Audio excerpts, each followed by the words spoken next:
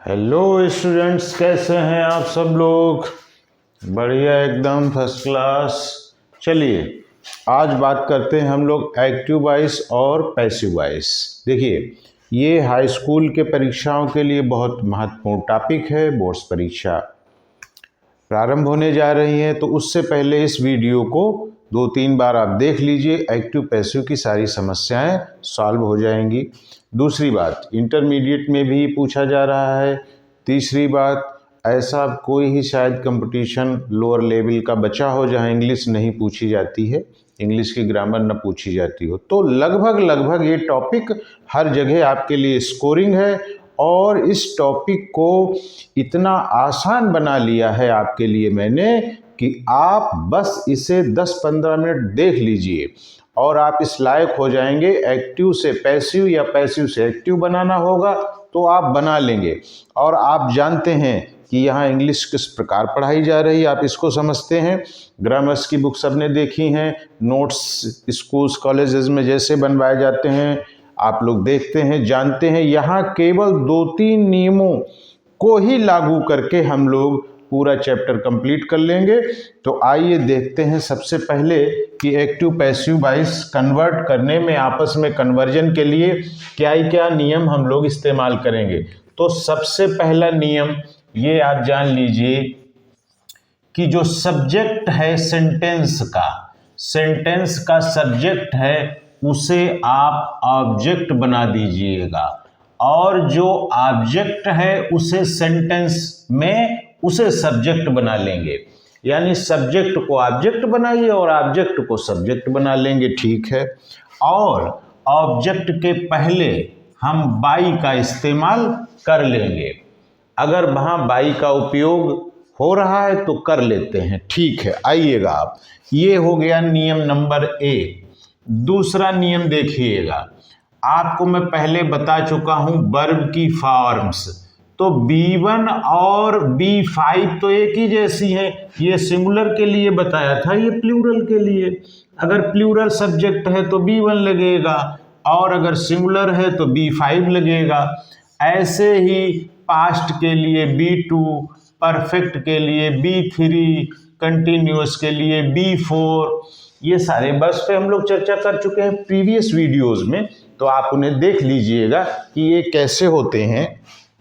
इनको जब हम इस तरफ आप मेंशन कर लीजिएगा, राइट हैंड साइड में पैसिव है और लेफ्ट हैंड साइड में एक्टिव सेंटेंस आपको दिया है।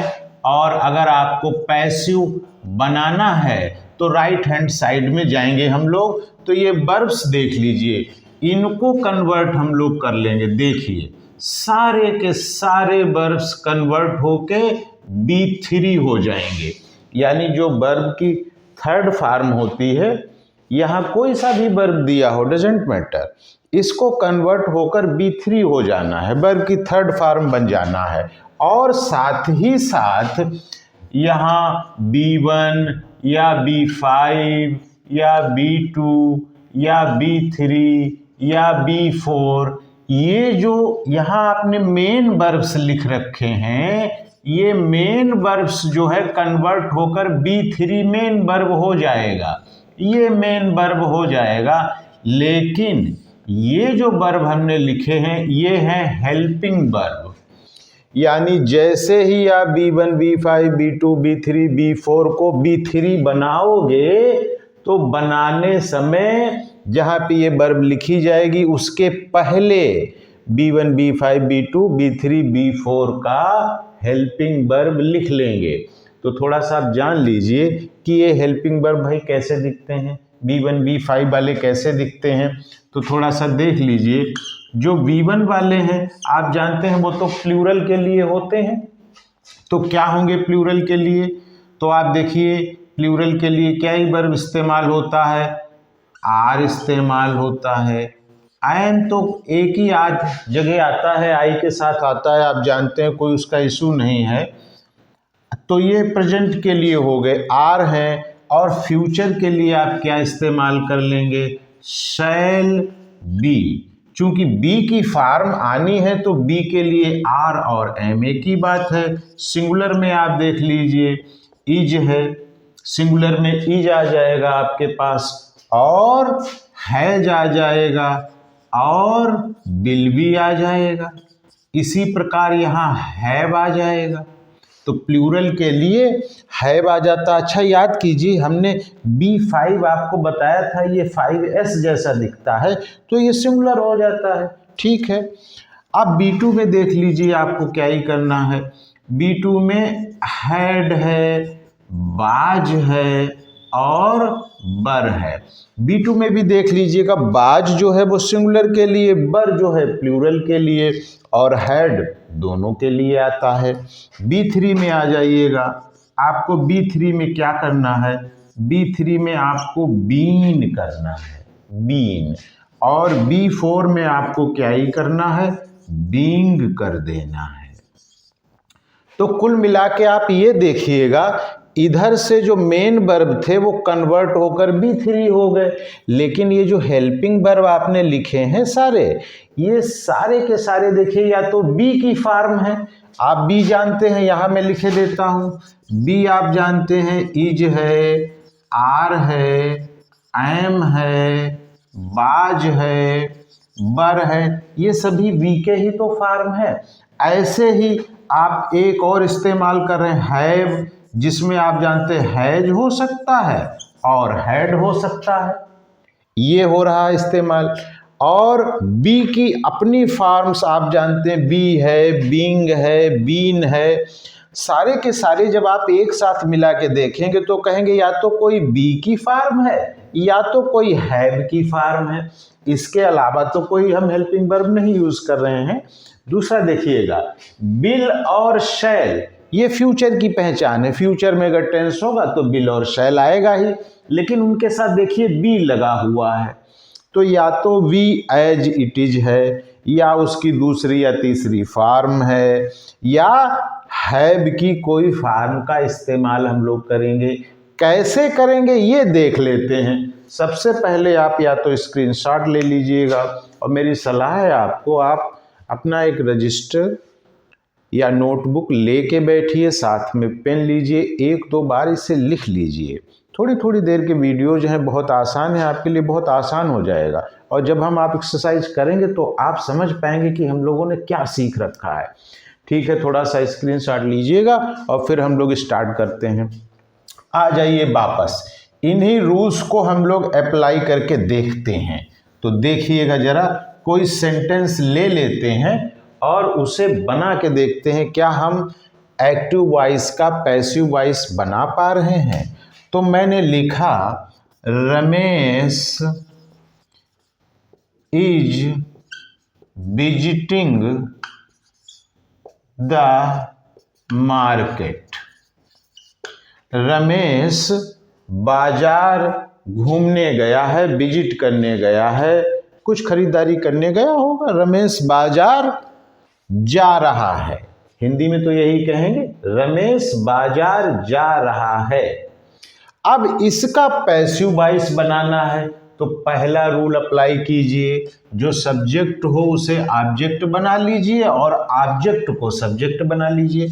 तो हमें बताइए, रमेश सब्जेक्ट है और द मार्केट ऑब्जेक्ट है, तो सबसे पहले इसी को बदल लेंगे। और बीच में जो आपको दिख रहा है वो वर्ब है, तो ये सारी कहानी रूल नंबर 2 में वर्ब की ही है। चलिए अप्लाई करते हैं। पहला रूल, द मार्केट को सब्जेक्ट बना लीजिए।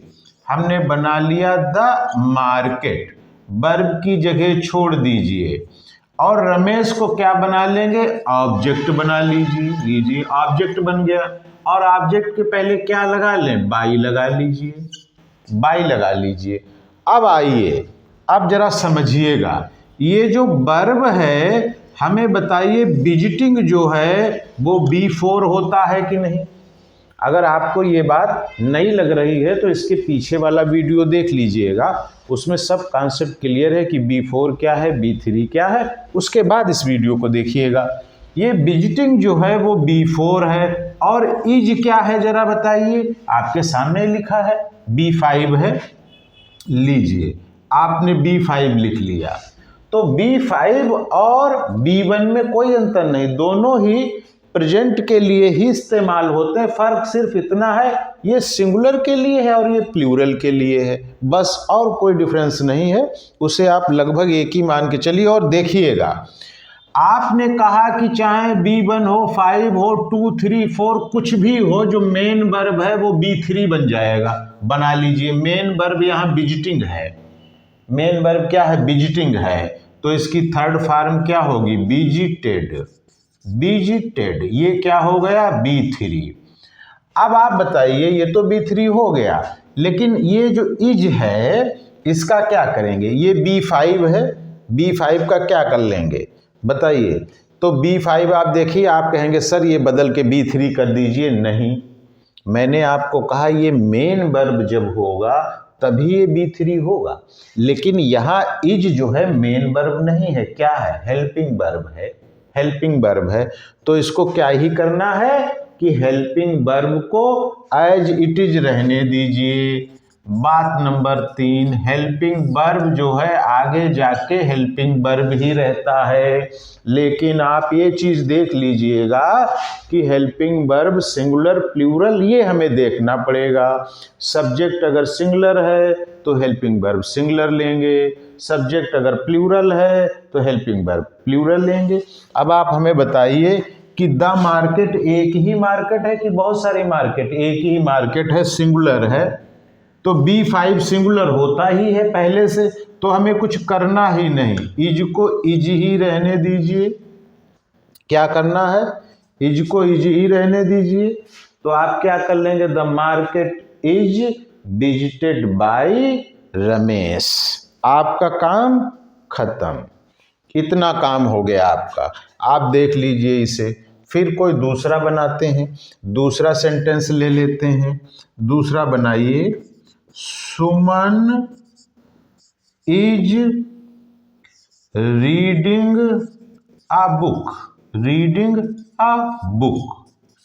अब की क्या कीजिए, इज को बाज कर लेते हैं, देखते हैं क्या होता है। बाज कर लेते हैं। अब बताइए, सुमन सब्जेक्ट है, आ बुक ऑब्जेक्ट है, और बीच में जो भी कुछ है वो वर्ब है। तो आप क्या करेंगे? ऑब्जेक्ट को सब्जेक्ट अब की बना लीजिए। तो लिखिए आ बुक, बीच में वर्ब के लिए जगह छोड़ दीजिए। अब सब्जेक्ट को ऑब्जेक्ट बनाइए, तो लिखिए यहाँ सुमन, और इसके पहले क्या लगा देंगे? बाई। ठीक। अब बताओ, ये जो रीडिंग है ये B4 है, और बाज क्या है जरा बताना? ये B2 है। ठीक है, ये B2 है, तो B4 मेन वर्ब है, इसका B3 बन जाएगा। देखिए, मेन वर्ब का B3 बन जाएगा, तो रीडिंग का क्या हो जाएगा? रेड। तो रीड, रेड, रेड, स्पेलिंग एक ही जैसी होती, प्रोनाउंसिएशन में अंतर है बस। रीड, रेड, रेड, तो ये थर्ड फॉर्म रेड हो गई। ठीक है, इसे यहाँ रहने दीजिए। अब हेल्पिंग वर्ब के साथ हमें क्या करना होता है? आपने कहा कि सर हेल्पिंग वर्ब तो वही रहता ही है, जो हेल्पिंग वर्ब होता है वो हेल्पिंग वर्ब ही रहता है, उसको नहीं बदलते हम लोग। तो हेल्पिंग वर्ब बाज है, और आ बुक भी सिंगुलर है, तो बाज का क्या ही रहेगा? बाज ही रहेगा, यानी B2 as it is B2 रहा है। तो क्या ये सेंटेंस बन गए हैं? नहीं बन गए हैं। तो फिर करना क्या है आपको? आप ये देखिएगा, जहां आपने B4 लगाया है वहां आपने B3 बना लिया, और B5 को B5 रहने दिया, B2 को B2 रहने दिया, और यहां आपने B3 कर लिया। अब देखिएगा, एक शर्त आप भूल रहे हैं। एक शर्त आप ये भूल रहे हैं कि B1, B2, B3, B4 को बदल के हम लोग B3 बना लेते हैं। ये बात तो ठीक है, लेकिन उसके पहले इन्हीं मेन वर्ब का इक्विवेलेंट हेल्पिंग वर्ब लगाना होता है। और आप कहेंगे सर हेल्पिंग वर्ब तो था। अरे भाई, ये तो एक्टिव वॉइस में पहले से ही मौजूद है, वो तो ठीक ही है, लेकिन जो आपको हेल्पिंग वर्ब ऐड करना था वो कहाँ है? तो वो कौन सा ऐड करना पड़ेगा? यहाँ देखिए, ये B4 है, तो बीच में B4 ही लगाना पड़ेगा, और यहाँ भी B4 है, तो बीच में B4 ही लगाना पड़ेगा यहाँ। अब B4 का हेल्पिंग वर्ब ढूंढो, क्या है? ये है B4, और हेल्पिंग वर्ब क्या है? बीइंग है। तो सेंटेंस फिर क्या बना, सेंटेंस बना, देखिए पहला वाला देखिए, द मार्केट इज, तो वैसे ही रहेगा, इसमें कोई दिक्कत नहीं, हेल्पिंग वर्ब वैसे ही रहेगा जो पहले से दिया है। जो आप हेल्पिंग वर्ब ऐड करेंगे वो बिफोर वाला ही ऐड करेंगे, क्योंकि बिफोर एक्टिव वॉइस में दिया है और बिफोर में होता क्या है, बीइंग। ऐसे ही यहाँ बाज के बाद क्या ऐड कर लेंगे, बीइंग, ये लीजिए। अब ये कंप्लीट हुआ है, इससे पहले इनकम्प्लीट था। तो पहले आप जब बनाए थे कि the market is visited by Ramesh, तो ये पैसिव वॉइस इस वाले सेंटेंस का नहीं बन पाया था, क्योंकि ये B4 है, ING इसके साथ है, तो बीइंग लगेगा। मैंने आपको बताया, यहाँ आप देखिएगा B4 में बीइंग लगता है, B3 हो तो बीन लगता है, B2 में जिसकी रिक्वायरमेंट हो, ये 3 है वो लगा दीजिए, B5 में 3 है जो लगा दीजिए, B1 में आपके सामने है, इनमें से जिसकी रिक्वायरमेंट होगी हम लगा देंगे। एक बार और फिर से थोड़ा सा इस पे काम कर लेते हैं, एक दो एग्जाम्पल लेते हैं, वीडियो ज़्यादा लंबा ना हो जाए इसलिए हम उस पर ज़्यादा उसको एक्सटेंड नहीं करते, क्योंकि आप लोग फिर देखते नहीं हैं ज़्यादा लंबे वीडियो को। अब आप ये देखिएगा, हमने कहा Radha is going to the home, Radha is going to the home, ऐसे कर लेते हैं। अब आप बताइए, सब्जेक्ट पहचानिए राधा, ऑब्जेक्ट पहचानिए द होम, ये सब्जेक्ट है ये ऑब्जेक्ट है, अदला बदली कर लीजिए, लिखिए द होम, छोड़ दीजिए जगह, बाई राधा, राधा। अच्छा अब देखिए, द होम बाई राधा, बीच में वर्ब के लिए जगह आपने छोड़ दी। अब देखिए, इज भी है, गोइंग भी है, गोइंग B5 होता है, ऐसा है नहीं, B4 होता है, और इज B5 होता है। अब हमें बताइए, B4 को पहले क्या बना लें, गॉन बना लीजिए, गॉन बना लीजिए, ठीक है। अब हमें बताइए कि जब गॉन बनाते हैं तो ये तो B3 बन ही गया, अब B4 का बचा क्या, कोई हिस्सा यहाँ बचा है, इधर नहीं बचा है, तो आप हेल्पिंग वर्ब के रूप में यहाँ B4 लाइए, क्या होगा, बीइंग। फिर क्या करेंगे, ये तो हेल्पिंग वर्ब ही है, इसमें कुछ हमें करना ही नहीं है, तो ये हमने लगा दिया B5। The home is being gone by Radha. एक बात, दूसरा और सुन लीजिए, ये सेंस में बहुत क्लियर नहीं हो रहा है, अगर इसे ठीक से बनाएंगे तो हो जाएगा the home is being visited by Radha, ठीक है, गान का जो है वो विजिटेड हो जाएगा। लेकिन अभी उस पे आप मत आइए, आप ये बताइए इसका फॉर्मेट आपको समझ में आया कि नहीं। दूसरी बात, आप जब घर जाइएगा तो इन 3 नियमों को जरा देख लीजिएगा और हेल्पिंग वर्ब को भी देख लीजिएगा, तो इसे आप समझ लीजिए और कोशिश कीजिए जब वीडियो देखिएगा तो इसे एक बार लिखिएगा। एक एग्जाम्पल और लेते हैं, फिर हम एक्सरसाइज वाला वीडियो आपके लिए अलग से डाल देंगे, जिससे और भी आपको क्लियर हो जाएगा। एक आप और देख लीजिए, देखिएगा, I have done the work, I have done the work या I have done the work, आप देख लीजिए, आई इसमें सब्जेक्ट है और द वर्क क्या है, ऑब्जेक्ट है, तो आप बदल लीजिए, लिख लीजिए द वर्क, ऐसे लिख लीजिए द वर्क, और बीच में जगह खाली और बाई लगाइए। अब बताइए, जब आई सब्जेक्ट है और ऑब्जेक्ट में जाएगा तो क्या हो जाएगा, ये हम आपको बता देंगे, मी हो जाएगा, तो बाई मी, ये आपने बाई मी कर लिया। बीच में जगह देख लीजिए, यहाँ डन देखिए बच्चा B3 है यहाँ क्या होता है, B1 है, तो आप बताइए मेन वर्ब कौन है, डन है, तो डन को B3 बना लीजिए, ये तो बना ही बनाया है, तो बनाए क्या, ये देखिए B3।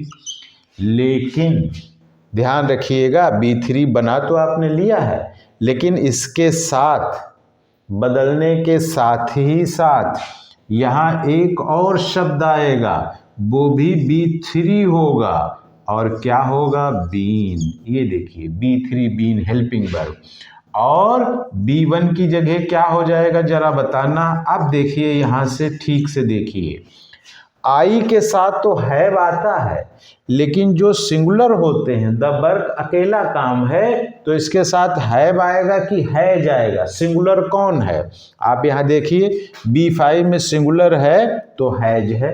एस देखिए, एस से सिंगुलर, ठीक है, हैज है, तो हैव का क्या हो जाएगा, हैज। और ये क्या है, B5।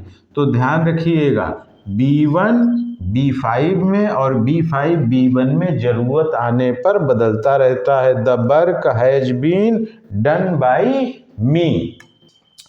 तो ये इस तरीके से, तो यहाँ आप ऐसे भी कर सकते हैं बढ़िया सेंस के लिए, I have completed the work, तो the work has been completed by me हो जाएगा, ठीक है। तो मेरे ख्याल से अभी आपको एक मोटा मोटा क्लियर हो गया होगा, और इसको फिर हम आपके लिए बताएंगे और एक्सरसाइज कराएंगे, तो इससे भी ज़्यादा आपको क्लियर हो जाएगा। कोशिश ये कीजिएगा जब वीडियो आपको अच्छा लगे, समझ आ जाए, तो शेयर कर लीजिए, सब्सक्राइब कर लीजिए। और आप जानते हैं आज से लेकर फ्यूचर तक हमेशा ये वीडियो आपके काम आने वाला है, इस पे काफ़ी मेहनत इन्वॉल्व है। इस तरीके से किसी बुक में या कहीं नोट्स में लिखा होना पाया जाना एक मुश्किल काम है, इस पर अलग से मेहनत की गई है। तो आप इसे सब्सक्राइब ज़रूर करें, शेयर ज़रूर करें, और वीडियो देखने के लिए बहुत बहुत धन्यवाद।